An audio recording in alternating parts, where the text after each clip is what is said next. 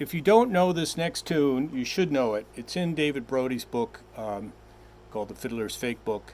It's called the Coleraine. And for those of you who live in Western Mass, it's not Coleraine. It's spelled Colereaine. It is a jig, and for those of you who are keeping score, it is a single jig. Oh, and it's in the key of C aeolian, aka A minor, for those of you who are not yet up to speed on the modes.